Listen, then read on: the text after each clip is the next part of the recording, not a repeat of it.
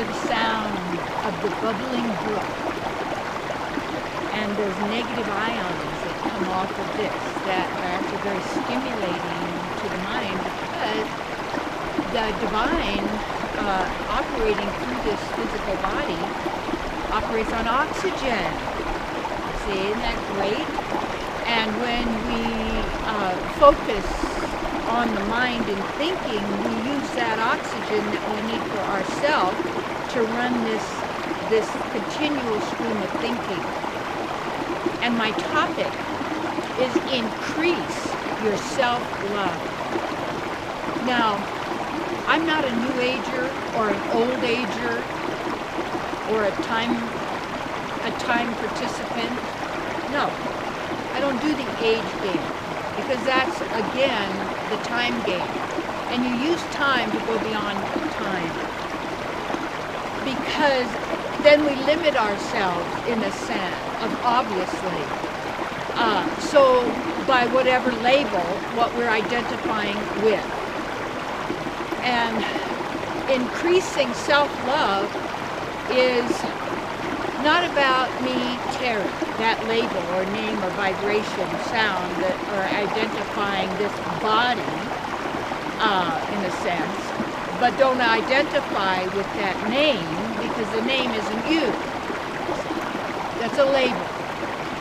So you don't need to defend your name, and that's always that. It says, oh, you have to, and in the age, and this whole word of self-love, I'm not talking about I need to love Terry. I am love. That is my nature. And all of our nature isn't the love that is lust, isn't the love that could turn into hate, because where is some of the greatest violence you're hearing about? In relationship, people who were lovers who were then haters because there was not real love that was there on one or either of the parts. There's other stuff going on. So in this self-love, it's not about increasing my love for this person, but it does increase it because I'm loving my greater self, that beloved, that divine, my divine partner, who is also your beloved, your divine partner, we have called God within. And I don't even mean to say the word source, because it looks like we're created, but we're not a creation. We're eternal beings. So therefore, all of us, what we desire is love, because we desire to experience and be our real selves, because that's where the satisfaction is, the happiness. And so therefore, when we say fall in love, that means you fell down in a sense. In love with someone, you're making them the object of your happiness. And yes, it's true, because in relationship, the one who is giving the most always loves the most. The one who's taking and doesn't give never can get satisfaction, because they're not experiencing the love that, then these are labels or words, the person that they are. And you have to look at words have produced the greatest catastrophes that have ever been. Because when you believe the word, just like you believe you are the name, the vibration, the sound, and where are the printed letters, and then there are people who do gematria or numbers and such. And I differ from that idea that people say, oh, the universe is the language of the universe is numbers. No, the virtual reality is numbers, but not of the true divine. It's not. It's all personal. And that's why I'm a personalist. And an impersonalist is basically, they make themselves the center as the supreme God, when, yes, the supreme source or supreme creator, our beloved, absolute love, caring, all of this, is what we are part of and always have been. So we have all those same qualities.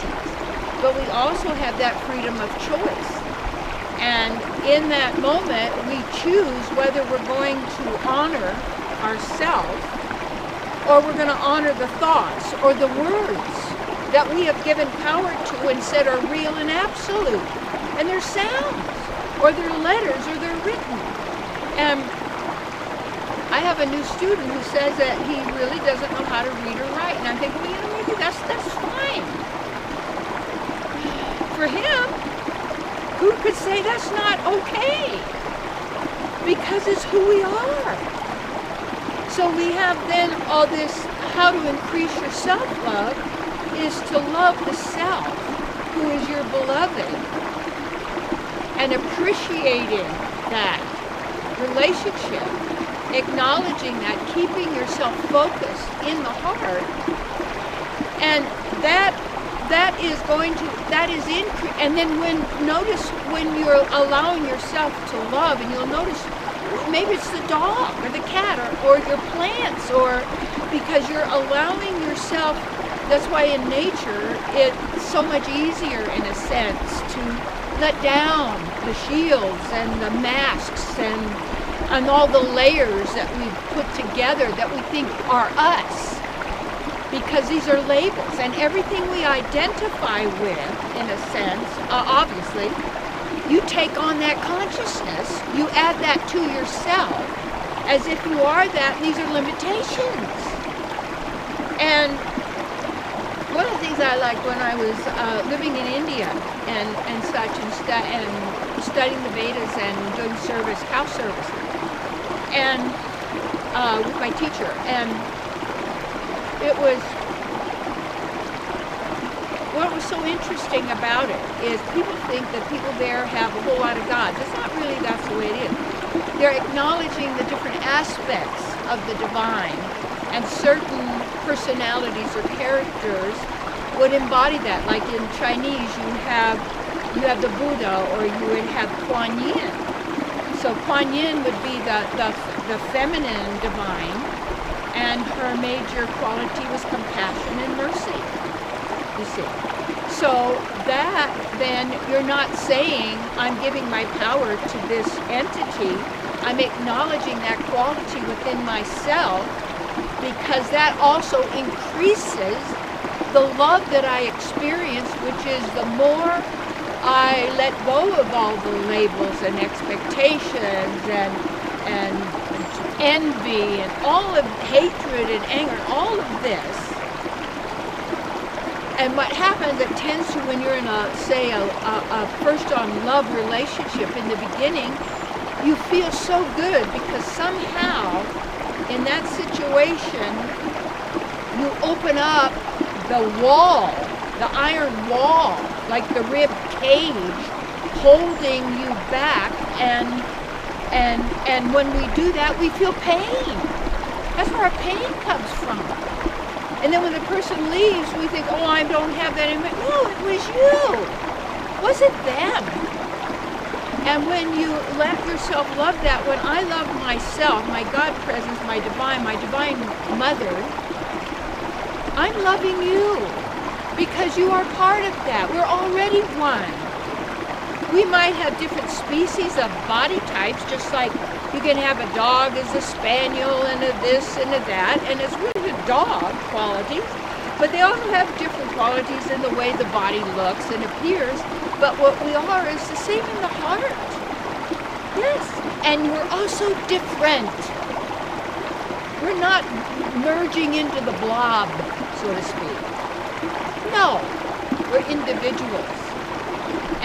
And I don't even like the word individual, because if you break it down, it means individual. So it's always trying to keep us, that false mind that keeps this false reality going, that keeps us jerked around, hating ourselves, hating others, fearing others. And what you do is whoever you are afraid of, you hate. And whoever you hate, you're afraid of, because you're giving them the power that says they have more power than you do to determine your experience. So we're always giving it out over there, and all the money spent on cosmetics, and all the money that, all of the stuff, for all the outer that is temporary. Well, what we need to do is invest in what we really desire. good, to be happy, to have peace of mind. And all of that, doesn't that tell you? Yeah. So increase your self-love by letting go of those labels. I don't care if they called you stupid, ugly, this, that. Those are words.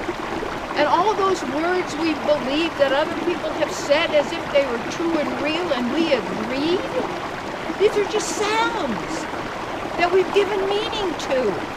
And when we hear the sound, it triggers all of that within ourselves, in our very being, and we've manifested it, we've created it, because that's who we are. That's what we do. Yeah. And the love, you are love. And it doesn't come from trying to get it. Because that's self-abuse. That's ignorance at the highest level. You can't get it. And you can't lose it. Own it.